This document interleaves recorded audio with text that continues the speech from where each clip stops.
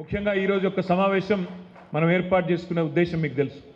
12 తారీఖు నాడు మన పార్టీ అధ్యక్షులు పెద్దలు గౌరవనీయులు తెలంగాణ తొలి ముఖ్యమంత్రి కేసీఆర్ గారు తిరిగి జంగు సైరన్ ఊదడానికి కథన భేరి మోగించడానికి మన కరీంనగర్కే వస్తూ ఉన్నారు. తప్పకుండా ఆ కార్యక్రమాన్ని విజయవంతం చేసే క్రమంలో ఈరోజు 7 నియోజకవర్గాల ముఖ్యులను ఈ సమావేశానికి ఆహ్వానించుకోవడం జరిగింది.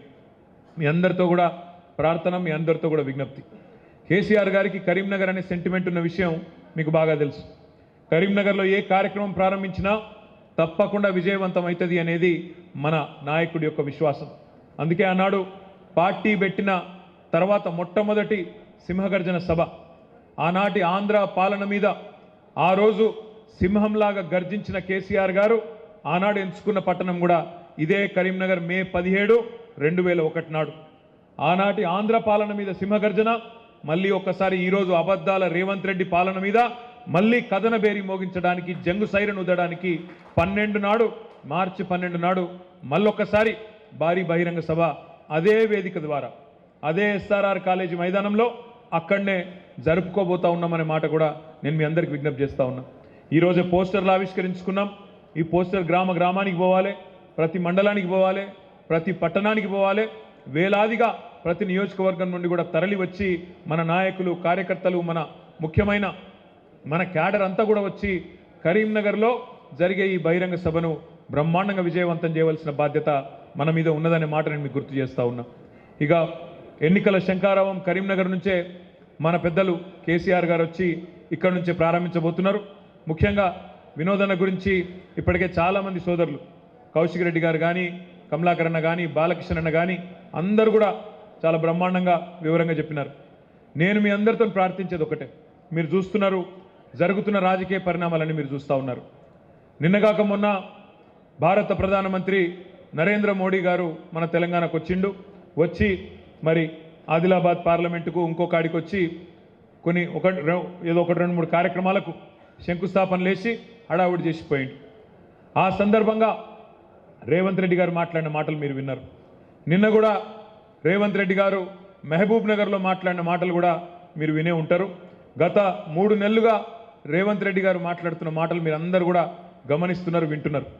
కానీ నాకైతే నిన్న అర్థం కాలేదు. మహబూబ్ నగర్లో ఆ భాషా ప్రయోగము, ఆ ఆవేశంతో ఊగిపోవడము, నోటికొచ్చిన మాటలు, అంటే అధికారంలో ఉండి కూడా ఇంత ఫ్రస్ట్రేషన్ ఎందుకో, ఇంత ఆగమాగం ఎందుకు అవుతుండో నాకైతే అర్థమవుతలేదు.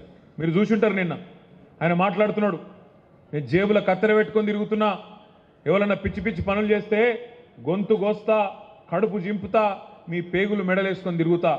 ఇది ఒక ముఖ్యమంత్రి గారు మాట్లాడిన మాటలు. నిన్న మా ప్రభుత్వాన్ని ఏమన్నా చేస్తే మానవ బాంబులు అవుతామని మాట్లాడుతున్నాడు.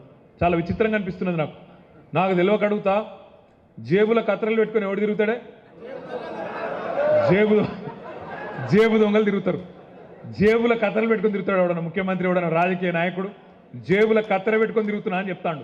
ఇక గసంటోడు మన ముఖ్యమంత్రి, మన కర్మ. మీరు చూడండి ఆయన మాటలు, చూడండి ఆయన ఫ్రస్ట్రేషన్ చూడండి. సెక్రటేరియట్లో మాట్లాడతాడు, నేను ఇక్కడ ఏదో ఉంటుంది అనుకొని వచ్చినా, లంకె బిందెలు ఉంటాయి అనుకొని వచ్చినా, ఇక్కడ లంకె బిందెలు లేవు, అన్ని ఖాళీ కుండలు ఉన్నాయని చెప్తుండు.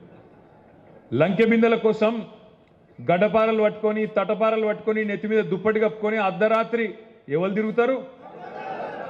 మరి ఈయన గతంలో ఏం చేస్తున్నారో నాకైతే తెలియదు. కానీ ఈ లంకె బిందెల కథ అయింది, జేబుల కత్తెరల కథ అయింది, అసలు ముఖ్యమంత్రి స్థాయిలో మాట్లాడే మాటలేనా? ఆ ఫ్రస్ట్రేషన్ ఏంది? ఆ ఊగిపోవుడు ఏంది ఆవేశంతో? ఇంకా దిక్కుమాలిన పదం ఏంటంటే మానవ బాంబులు అవుతారట. రేవంత్ రెడ్డి గారికి నేను చేసే విజ్ఞప్తి ఒకటే, మానవ బాంబులు ఇవి అవి కాదు, నీ పక్కనే ఉన్నాయి కాంగ్రెస్ పార్టీల బాంబులు. ఎవరో కాదు నీ కూల్చేది, నీ పక్కనున్న బాంబులే. నల్గొండ బాంబు, ఖమ్మం బాంబు, వాళ్ళే నీ గవర్నమెంట్ మీద వాళ్ళే చేస్తారు. చేసేదంతా మేమేం చేయం. మేము మనస్ఫూర్తి కోరుకుంటున్నాం రేవంత్ రెడ్డి గారు, నువ్వు 5 ఏళ్ళు నిక్షేపంలాగా ఉండాలి, 5 ఏళ్ళు ఉండాలి. నువ్వు ఇచ్చిన 420 హామీలు అమలు చెయ్యాలనే డిమాండ్ చేస్తున్నాం, చెయ్యాలనే కోరుకుంటున్నాం. ఎందుకంటే ప్రజలకు తెలిసి రావాలి, ప్రజలకు కూడా తెలిసి రావాలి ఖచ్చితంగా. ఎవరు గుర్రమో ఎవరు గాడిదో ప్రజలకు కూడా తెలిసి రావాలి. ఎందుకంటే ప్రజలకు తెలుస్తుంది, వెలుగు చీకటి రెండు చూస్తేనే వెలుగు విలువ తెలుస్తుంది. కేసీఆర్ను రేవంత్ రెడ్డిని ఇద్దరిని చూసినాకనే ప్రజలకు కూడా మన నాయకుడి యొక్క గొప్పతనం ఏందో తెలుస్తుంది అనే మాట కూడా ఈ సందర్భంగా నేను విజ్ఞప్తి చేస్తా ఉన్నా. అందుకే రేవంత్ రెడ్డి గారు బీపీ పెంచుకొని ఆగమాగం కాకు, నీవు బీపీ గోలు వేసుకో, మంచిగా సల్లకు కూసో, నీకు మా వైపు నుంచి ఏం ప్రమాదం లేదు. నీకు ప్రమాదం అంటూ ఉన్నదంటే నీ పక్కన కూర్చున్న నీ కాంగ్రెస్ వాళ్ళతో ఉన్నది తప్ప మా నుంచి నీకేం బాధ లేదు. నువ్వు 5 ఏళ్ళు కొనసాగు, నువ్వు అట్లే ఉండు. 420 హామీలు ఇచ్చినావు, 1 కాదు 2 కాదు 420 హామీలు ఇచ్చినావు. ఆ 420 హామీలు నిలబెట్టుకోకపోతే ఎంబడబడతాం, ఎంటాడతాం, ఇడిచిపెట్టమనే మాట కూడా నేను విజ్ఞప్తి చేస్తా ఉన్నా. మిత్రులారా, మీ అందరికీ నేను ఒకటే కోరేది, ఈరోజు మార్చి 7వ తారీఖు సరిగ్గా రేవంత్ రెడ్డి ప్రభుత్వం వచ్చి 90 రోజులు నిండిన రోజు ఈరోజు. మార్చి 17 నాడు 100 రోజులు నిండుతుంది. 100 రోజుల్లో చాలా చేస్తా అని చెప్పిండు రేవంత్ రెడ్డి గారు. ఏమేం చెప్పిండు ఒకసారి యాద్ చేసుకోండి. కేసీఆర్ బిచ్చమేసినట్టు ఇస్తున్నాడు 10,000 రైతు బంధు. నేను రాగానే 15,000 ఇస్తా, మీరు ఒక్క 10 రోజులు ఆగితే నేను 15,000 రూపాయలు మీ ఖాతాలు ఇస్తా అన్నాడు. రైతు బంధు కాదు రైతు భరోసా అన్నాడు. వచ్చిందా భరోసా? వచ్చినా రైతు బంధు? రైతు భరోసా కాదు, 15,000 కాదు, ఆ 10,000కే దిక్కులేని పరిస్థితి. ఇలా రైతులు పాపం కొంతమంది మోసపోయి ఓట్లు వేసిండ్రు, వాళ్ళు బాధపడుతున్నారు, ఆగమవుతున్నారు. అయ్యో అనుకోకుండా వీళ్ళ దొంగ మాటలు నమ్మి, మోసపు మాటలు నమ్మి ఓట్లు వేసినాం కదా, మరి కేసీఆర్ ఇచ్చే రైతు బంధు కూడా వడకపాయే కదా అని చెప్పి ఇలా ఒకల ముఖాలు ఒకరు చూసుకుంటా ఉన్నారు. మన దగ్గరకు వస్తలేరు, వచ్చి చెప్పేందుకు కొద్దిగా అభిమానం అడ్డం వస్తుంది.